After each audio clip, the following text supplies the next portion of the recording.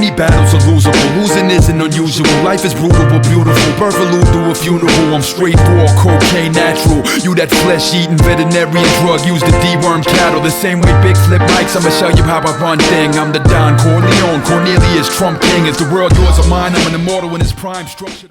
Okay, man. Nice to meet you in Moscow. Alright.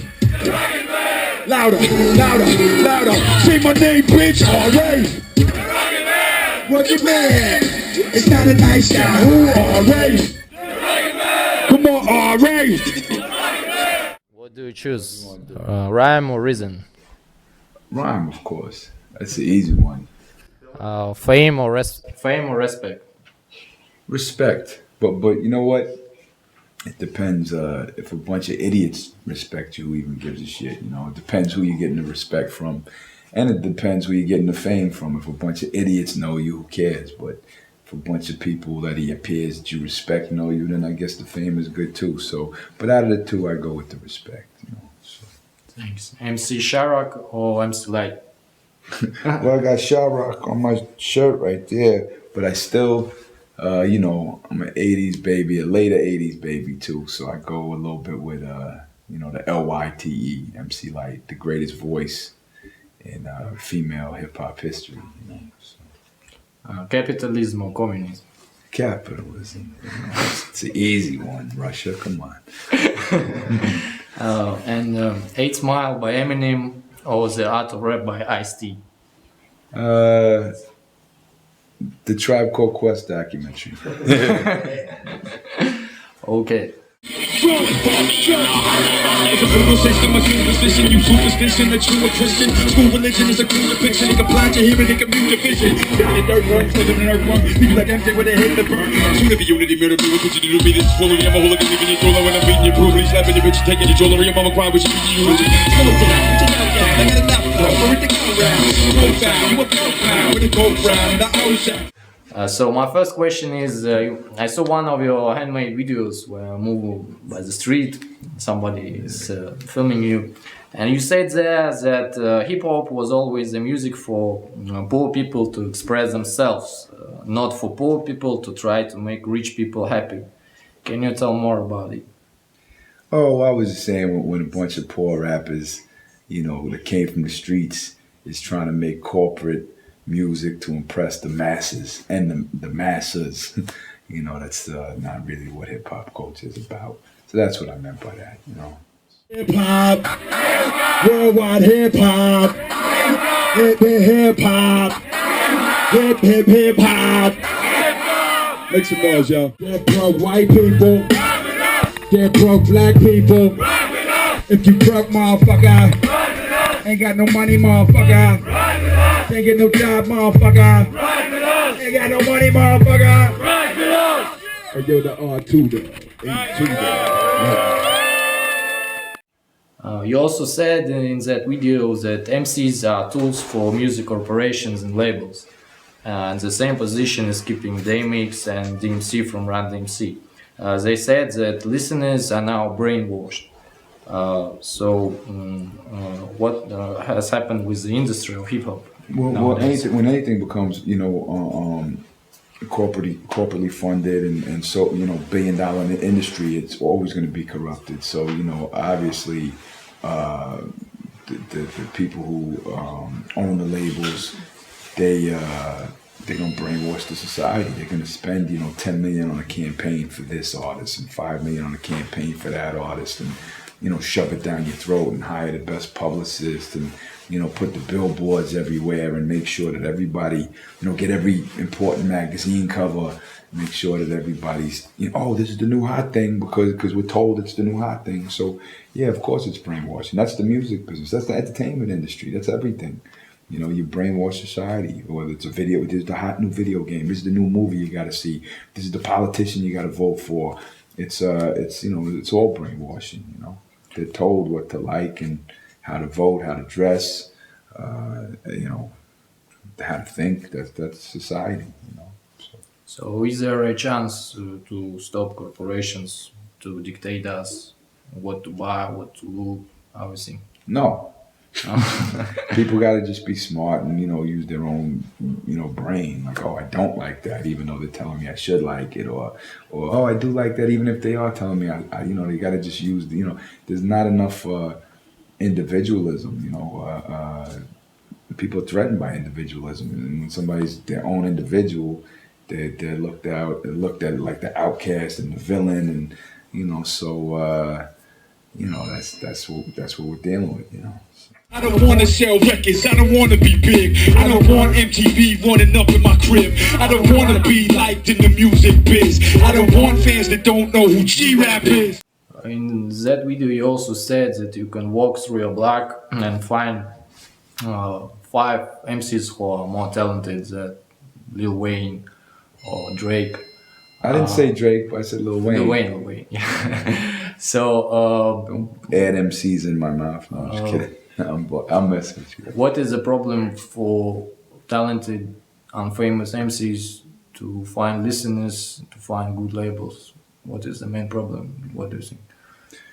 Well, it's the same thing we were talking about before. It's like you're gonna sponsor certain MCs if there's no like, okay, take Young Money for instance. You just said Drake and Lil Wayne, right? Drake is a product of affiliation. Just that's always what it is. It's like whoever puts on another artist, then they can back that artist because they already have an established artist backing them. So society's easily brainwashed. They say, oh, J. Cole's down with Jay-Z. Okay, J. Cole must be the hottest MC. Okay, Drake is down with Lil Wayne. Okay, Drake must be the shit because he's with Young Money. It's like, it's called piggybacking, and that's what they do. It's if you're affiliated, Rihanna is on a Jay-Z chorus. Okay, here's Rihanna, the new shit. She's the next Beyonce. And then years later, she's the big superstar. It's all about affiliation. You could find any MC. Take any MC from anywhere in America and put him on 2 or 3 songs with Jay-Z, and the whole world will be saying that that's the hottest MC on the planet just because they did a song with so and so who's worth $400 million. That's part of the brainwashing, We don't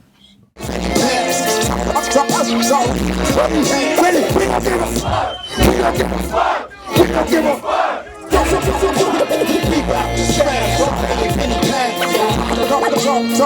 Right now, we don't give a fuck. We don't give a fuck. We don't give a fuck. Okay, so I was speaking with Large Professor. He also was making show here a couple months ago, and asked him a question: what is the problem of old school hip hop soldiers? Why they can't unite and make like a label which will be making real hip hop music?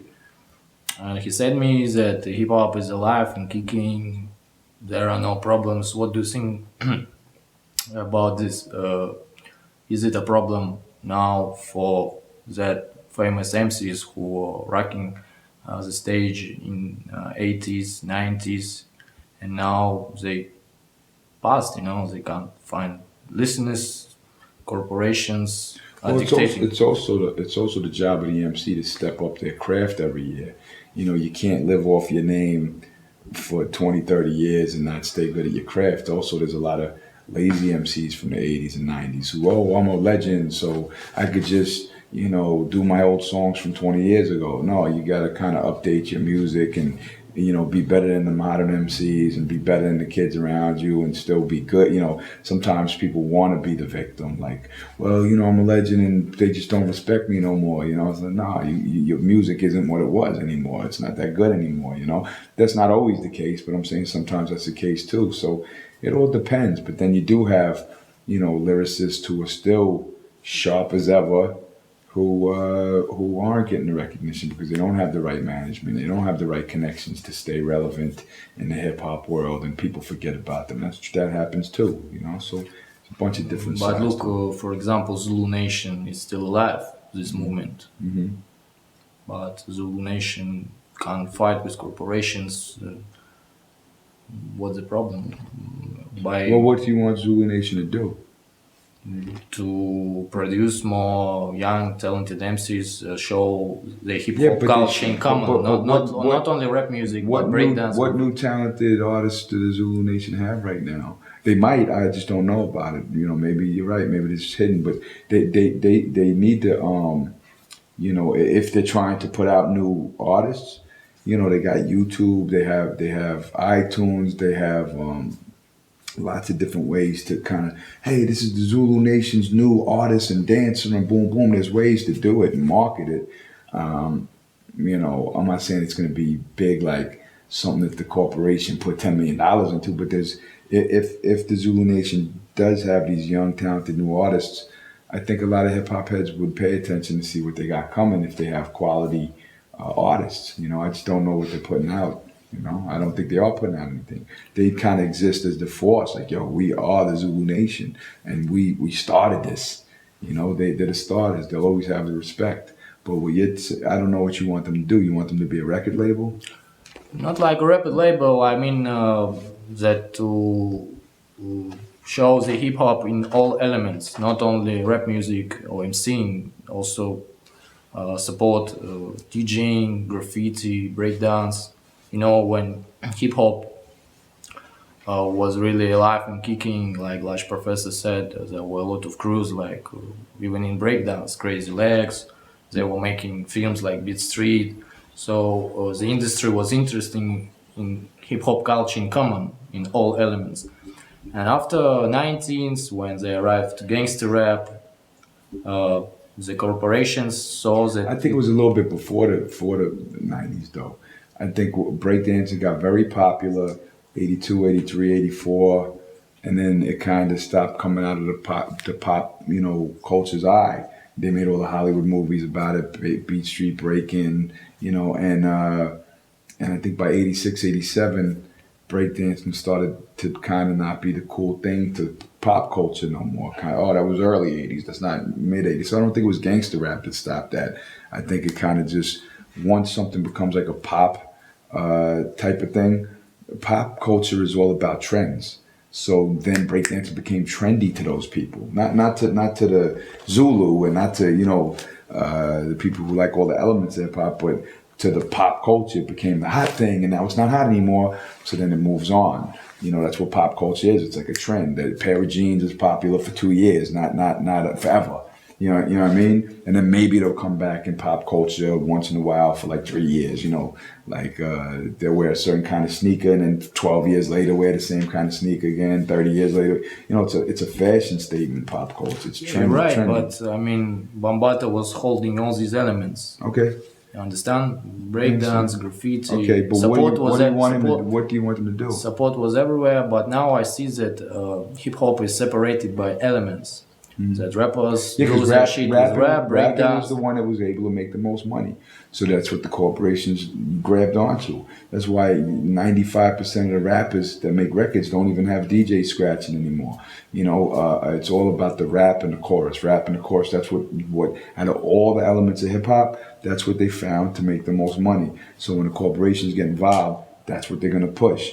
Now, if the originators like the Bambaatas and then want to push breakdancing, spray painting, you know, all of the crafts, you know, they have to start from scratch and do what they did. Not start from scratch. I mean, they already made their mark, but I mean, they have to just keep doing what they're doing and live it and live their life. And, you know, this is what we do and we love it. And they do it for the love, because when they originally started doing it, they did it for the love. They didn't think like, we're going to be $1 billion business one day. You know what I mean? So maybe the fact that all 5 elements is, all the elements is underground might be a good thing, and the corporations are ignoring it. Maybe that's good. Who knows? Yeah, but I mean, even Nas, he mentions the situation in his track "Hip Hop Is Dead." He mentions that the rules in the game have changed. So, do you agree with him that hip hop is dead? Or no, that's the stupidest thing he ever said. Hip hop's dead. That was him trying to be, that's ignorant. That was silly, just fucking stupid, actually. Okay, let's be. But I don't even think, you know, Nas loves hip hop, so I don't even think he meant it. I think it was just like a little controversial title. People talk about it. Look, the song's 5 fucking years old. We're still talking about it today. So, we obviously know hip hop's not dead, and he knows it too. He wouldn't be making records. So what do you think? What was the aim of this song by Nas? He just saw the situation. I'm not Nas. I don't know what the hell he was thinking. I thought it was corny though, like, hip hop is dead. It sounds like a bitter old man type of thing, But I mean, I know Nas ain't that, but that's what it comes off as. The song's 1,000,000 years old, 5 years old. Hip hop's dead. I remember little hipsters were wearing hip hop is dead shirts. Like, don't even know what the fuck hip hop is. Hip hop is dead. What you wearing that shirt for? And I think that's before the Nas song. Yeah. Swing it to the left, swing it to the right, swing it to the left, swing it to the right, swing it to the left, swing it to the right. Say woo, tang, louder, woo, tang, louder, woo. Yeah, let's talk about your career. I'm interested in such thing. When you was young, have you participated in battles? Yeah, well, that was the thing. When I was a kid, I was about 11 years old. I started rapping, and I don't know why. By the time I was 13, 14, I started getting better than everybody in the neighborhood. And then they started taking me to the other neighborhoods in the neighborhood. Bayshore, Brentwood, CI, Gordon Heights, all the kind of black neighborhoods. And I was better than all the black kids. And then they started taking me to the city, and I ended up being better than the kids in the street there. And it was, that was what rap was. You go to house parties and you just battle, and that's what rapping was. And it was a lot of fun them days. But that was a long time ago. Because I saw one of your interviews where you said that when you was young, you was the only white kid among some black crews or mobs, and you was going to the worst neighborhoods where black people could shoot you if you are not a good rapper. Yeah, well, not shoot you, but no. When I was a kid, it didn't shoot me, but they you go to these thugged out weird parties, and I was a little Long Island kid going to these thug parties, and people would shoot up the ceiling of the fucking party. Like, what the fuck? What is this shit? So it was like that. But no, they'll beat you down, supposedly. But I was always fearless. I always thought I was the best. So like, I always knew that I'd go into the party and be better than everybody for some reason. I don't know why, but that always was the case, Dangerous, sing it, dangerous, sing it with me like what? I'm dangerous, louder motherfucker, what? I'm dangerous, drop it. Okay, and this story about your track with Notorious B.I.G, Can't Renaissance, I also saw a lot of shit that some people wrote that Biggie was disrespecting you, and you mentioned it in your track, Midgets, right? Oh, no. Biggie was one of my biggest supporters, and everybody that knew Big personally knew Big was a supporter of mine, and Big was a big fan of mine, and always had nothing but great things to say about me and try to give me advice and help my career. And then a decade after he died, somebody on the internet made up like a little quote that supposedly he said, which was false, but it's like it came out like 10 years after he's dead. He can't, so and then what happens is people read the internet and they believe anything they read on the internet. So, oh, that's a fact. Oh, it's like there's these political satire sites where like they'll write anything, and then everybody believes it. They'll like recently they did it to Kanye. They made up this whole article saying Kanye's like, oh, I'm better than Nelson Mandela, and I'll accomplish, and I'm the better man than Nelson Mandela. And I'm not even a fan of Kanye, but as soon as I read it, I go, oh, that's satire. But then I seen on Facebook, look, Kanye's a dick. Look what he said. Look what he said. Look what he said. And they all took it for a fact. And it's the same thing. I remember Mitt Romney was running against Obama, and the same site made up a satire where it said like, oh, I'm good with black people because my grandparents owned slaves. And I seen everybody, oh, look what Mitt Romney said. I'm like, it's a satire. You could put anything on the internet and they just believe it as a fact. So some idiot did that to me and wrote like a Biggie quote that was false. And then, oh, look what Biggie said about our... Come on. Is it true that when Biggie heard your first verse on Can't Renaissance, he came to the studio and rewrote his verse because he was shocked? That's true, yeah. He said, yo, your label's letting you say this? That's crazy. Like, yo, that's a little too, like he thought it was too crazy. So he said, all right, let me rewrite my shit and get a little grosser, let me get a little nastier. So Biggie gave you respect when you both were on one level, yeah, when Biggie was not so much famous. well, we didn't know that Biggie was gonna be the superstar he turned into. He was just a regular dude rapping. In fact, a lot of the people thought I was gonna be the star. So, there was a lot of not animosity, but a little jealousy where I see Biggie just blew at the whole world. The greatest rapper alive. I'm like, Biggie, I'm better than Biggie, in your head. Whether that's true or false, that's how your brain works. Well, he got all the recognition, but even though he's my man, he's still always, you see the whole world loving this person. Oh, why couldn't it be me? When you're young, I'm 18, 19 years old, and the person that you hang out with all of a sudden is the greatest rapper on the planet to the whole world. You go, whoa, what about me? And then your career, you go through a lot of legal issues and label issues, and all of a sudden your career starts going downhill. You're like, whoa, this is crazy. So, we always had respect for each other. I just didn't know he was going to blow up like that, which I'm proud of the dude. I'm very proud of him. But like I said, when you're young, you're competitive with your peers, even if they're your good friends, so. I'm also looking always on your Facebook, and I see how much shit that people are writing about that you support more black people than white people. But, They always say that though. They say, "Oh, you're a wigger. You like black people better than white people." And then when I didn't support Obama, they said I'm a racist white man and I hate blacks. Like I hate it so I love blacks more than whites, then I hate blacks and I love whites. It's just that people in the public are just retarded. What do you think about when people compare you with Eminem? Well, That, he's got a big high-pitched voice, and I got a bassy voice. Not really, I can see them more comparing me to Method Man or, someone with my kind of voice. We don't really sound that much alike, You can compare Eminem with Cage. They both got that voice thing, Me, I'm kind of more like, I'm not really. Because I saw the very funny story when you was speaking about your first party with Eminem when he was a star. His first clips were on MTV, and you saw that you will go with him to fuck bitches and be with models, and he came to the trailer and came home. You're talking about when Paul Rosenberg, this M's manager, he said, yo, it was right after his second album dropped, his album release party, already sold millions of records. He said, hey, come, you never met M, you guys should, kick it, listen, So they had the big limousine van out front, and I'm like, oh yeah, we're gonna bang some model bitches tonight, M sold millions of records, let's go bang some model bitches. So I got in the van, hey, what's up, M? But there was really, I think Kim walked on the bus and Bizarre, it was really no pussy for me there.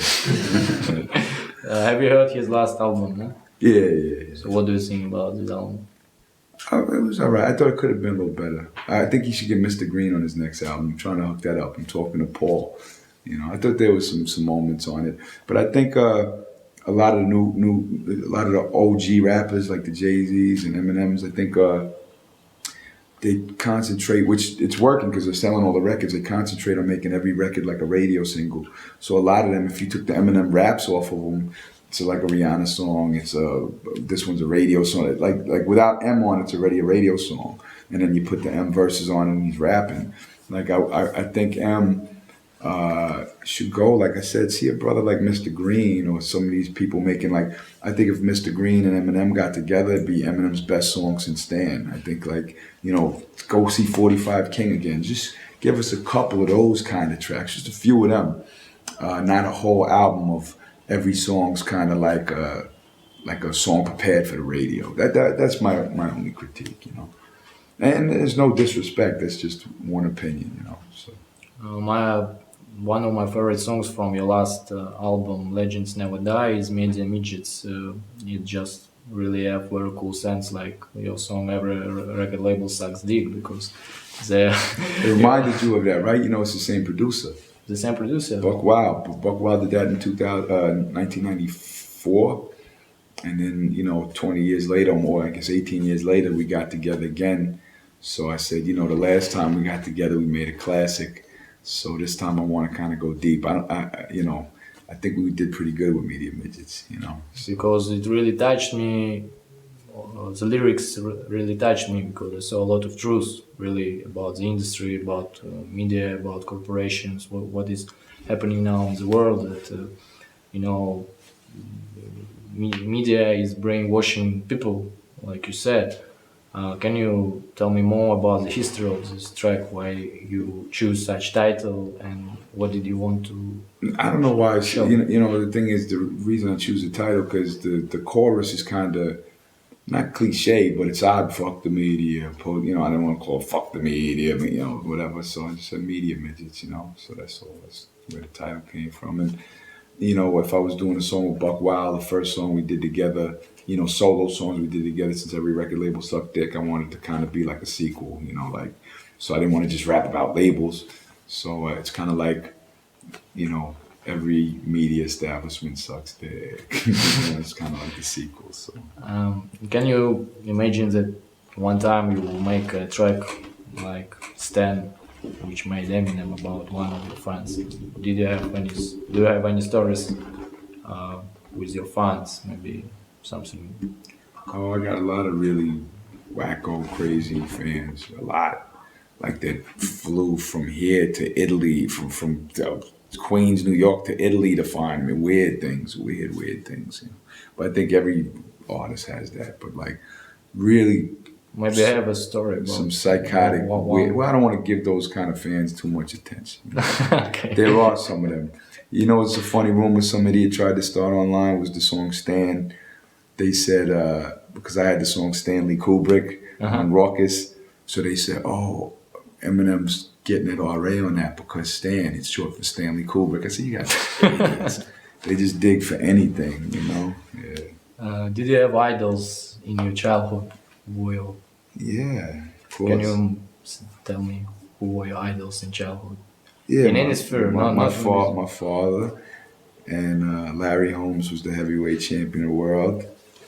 And then I guess my MC, Rock Kim and Chuck D and, all of those guys, G-Rap and Keen and what other idols, Sam Peckinpah, big shoot 'em up westerns, And I also like that you write sometimes on Facebook about female rappers.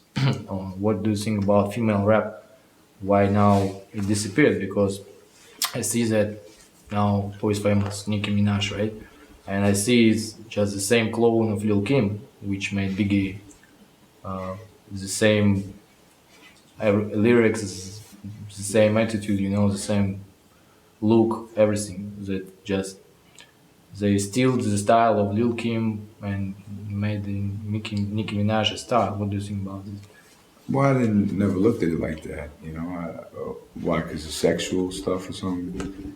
I don't know. Why she don't rap like Kim, though? Right? You think she raps like Lil Kim? When I analyze her lyrics, there always all this dirty shit, like she tries to be a hoe, all this stuff like Lil Kim was doing. That's what the industry is gonna do. That's what sells. Go to Twitter and you see a girl, doesn't even have to be famous, and she keeps putting pictures of her with her shirt off or showing her ass, and all of a sudden she got more Twitter followers than people that are way famouser than her. People, want to see naked women and sexual stuff, and that sells the most. So I don't know if it's a copy of Lil Kim. I think they're just, okay, if I show some titty and ass and rap about it, then we're gonna sell these records. So yeah, it's a different era from when you had Queen Latifah and MC Lyte and the female MCs. Soldier, MC Sharrock, who else? A lot of them, Antoinette, a lot of the female rappers back in that era were competitive with the male rappers. They were just as good as them. They weren't, you didn't want to fuck MC Lyte. You just wanted to hang out with her. And, because there was sense in their lyrics. They try to touch people not by their look or... Yeah. They were being taken serious as MCs, as real rappers. But that don't sell no more to them. That's why, like Drake, he's doing the female shit. He acts like, not feminine, but like, sensitive and he's trying to sell records to female. He's not trying to be respected as an MC either. And the girls aren't trying to be respected as MCs either. They're just, you know, doing whatever they could cross over with. So that's, I don't know if Lil Kim got bitten off of by Nicki Minaj. I think that's Because just I know they even got beef between Lil well, Kim I take and Lil Kim over Nicki Minaj. any day. You know, that's my era. So, you know. Who do you support in this beef? That's what I said, Lil Kim, of course. Lil Kim, Lil Kim's cool people. Yeah, she's good people. I mean, I know Kim back in the day. Do you know her personally? Yeah, you know what's funny? I'll tell you about that. It was a weird thing. I seen Kim behind stage Nassau Coliseum. She was like, I said, yo, Kim, how you been? And she walked right past me. I was like, what the fuck was that? And then another time I was in Florida and I went to get on the elevator and fucking all these dudes, yo, get the, tried to shove me off the elevator. I said, what the fuck is this? And then in the back, was like, then it was Lil Kim and, yo, that's Biggs, man. Yo, hey, my man. And then she knew me. I was like, wait, like last year you didn't know me. This year you're protecting me from your bodyguards and let me in the elevator, which I don't even understand you. So, I don't know. If I seen Kim tomorrow, she might give me a hug or she might pretend she never met me. I have no idea with Kim, you know. But you still support me here. Oh yeah, I like Kim. I like what she did in her career. You know, I don't know what she's doing lately, but you know, I like what she did in her career. You know, I don't ever take nothing personally, personal issues with somebody with their music. If somebody made some good music, I wanted to do a duet with Kim in the '90s. I thought we could have did something interesting, like a real raw, raunchy, weird, back and forth type of song, you know. Oh, Kim is hot, you know. She really was making rap like a man. Plastic surgery type of stuff now, though. I heard that she's all plastic surgery out. If that's the case, that's I also don't understand why she did it. Yeah. It's her decision anyway. But you know what's funny? You say, you know who was doing all the sex stuff, but they were doing a little bit more classy before there was Lil Kim. Salt and Pepper was playing on sexual stuff, you know. But they were doing it more fun and less like raunchy. But they were still sexy and doing the whole sex thing, you know. Push it. Push it. Because it's not about, you know, what are they talking about, you know. So. Come on. You want that angle? I'm close to the Bible with my rifle. Got me, steady shooting for Michael. Everybody hate me because I stay true to the fact. What do you think about Kanye West, about his this latest games with Religy, when he says that he's a Jesus of rap music? Well, he's getting attention, you know. Maybe he has he's some getting illness. attention. I think he's mentally ill, yeah. But he's getting attention. Kanye West is definitely mentally ill. Because I saw he even disrespected the wife of Barack Obama because she was on the cover of Vogue magazine. I don't know why he disrespected her, but I'm not a big fan of her either. So, you know. This guy was talented when he was not so famous, even before his connection with Jay-Z. I even remember his song Diamonds from Sierra Leone. It was very dope video and very dope track. Diamonds Are Forever, I wasn't a fan of that song. No, but it was really a true story about people who... Diamonds Are Forever, I thought that was corny, that record. I like the beat he did for Alicia Keys, the You Don't Know My Name, that beat was crazy. Like Kanye did dope beats in his day. I'm not a big fan of his rapping. Once in a while he'll spit some bars, like, oh, it was cool. But I think he's just in his, you know, a little overrated, you know. The new album he dropped. He's calling himself a genius person. Well, you know, he's an asshole, so he's gonna call himself a genius, you know. So, oh, I'm a genius, you know. Like if he's a genius, I'm fucking Albert Einstein took 10 million, you know, but I don't even want to go there, you know. Like if he's a genius, then what the fuck is Cozy Rap? You know, if Kanye's a genius, then what the fuck is you know, Pete Rock and Premier? And you know, like, you know, Kanye's a talented beat maker and a mediocre rapper with some talent. He's a talented guy, Kanye. That's what he is. You know, there's a million of them out there, you know. You know, beat for beat, you know, you give any other producer from the same tools he has and the same budgets he has and the same recording equipment and studio engineers and instrumentations, and a million producers could make the beats he makes and plus better, you know. So for him to be a genius, not quite a genius, there's Real geniuses in the world, Kanye. You're just a talented, ordinary guy. Do you know genius in rap game? Really geniuses. Oh, Coogee Rap is a genius. Coogee Rap is a genius. The only one. What about No. Chuck D? Chuck D is a genius. Yeah. He Killer was a genius. Priest? Priest is my boy, man, and he's super lyrical. Yeah, super lyrical. And he's part genius and part retard. You know, there's a little not no disrespect. He's got that retard genius. Like, oh, you know, like, you know. So His last albums are about all this mystery, esoterical themes. Like well, this. he's over your head because he's a genius. Yeah. Wu-Tang killer, be epitome, a public enemy, gambling, hustle, the next moving trigger, be bitter, be bum, stickity, diggity, die, slowly, really important in the middle, with little with me.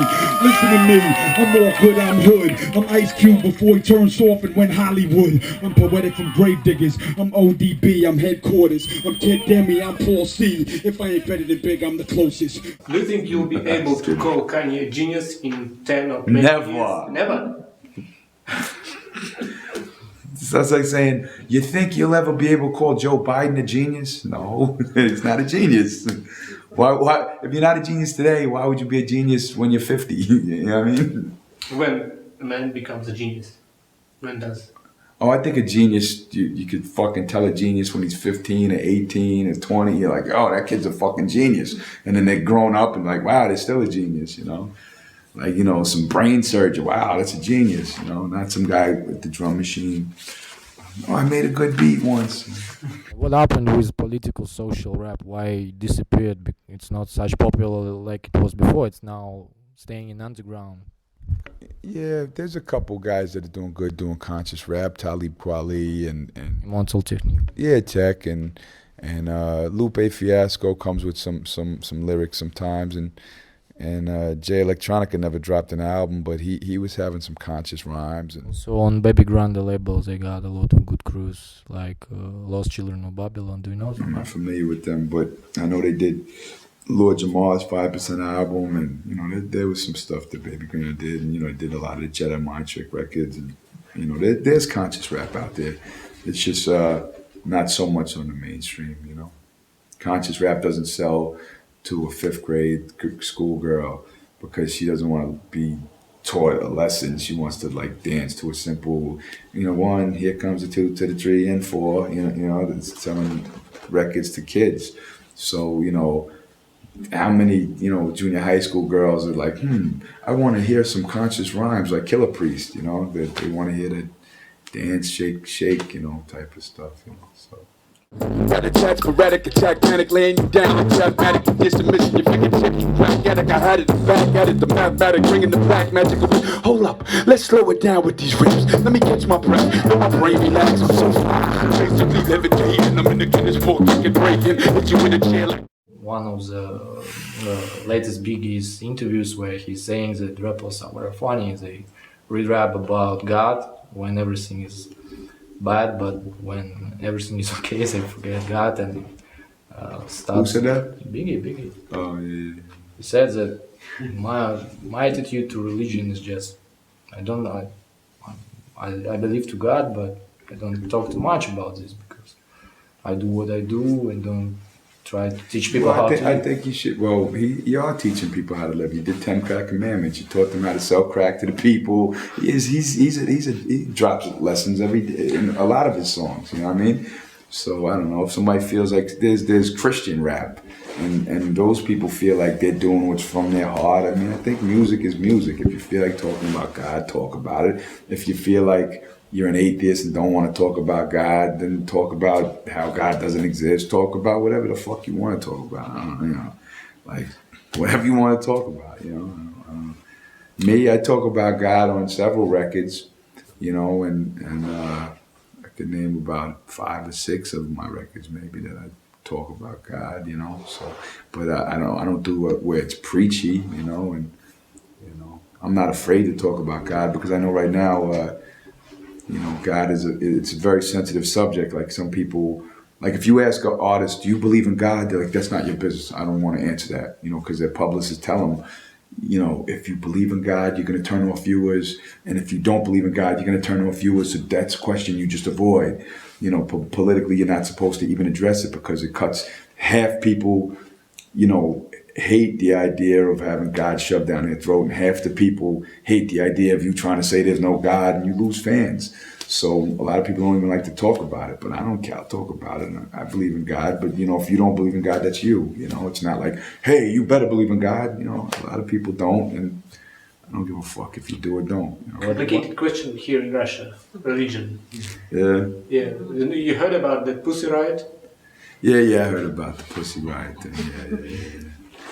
Putin made them superstars worldwide. Nobody even knew who the fuck they was. Now they're in jail. Well, it's worth it though. The book deals, you should do a year in jail, Pussy Riot. When you get out, you're world famous, they're gonna be rich. Putin did them a favor by doing that shit to them. Oh, save them, they're saved. They can sit in that can for a year. Once they're gonna get, watch the record deals they get when they get out. Watch the money They're get not when they get out. musicians, no record deals. I don't even know who they are. Whatever the fuck they do. Book deals then. Whatever the fuck they get out, they're gonna have a lot of shit offered to them, trust me. They're in good hands. Especially if they didn't even do shit.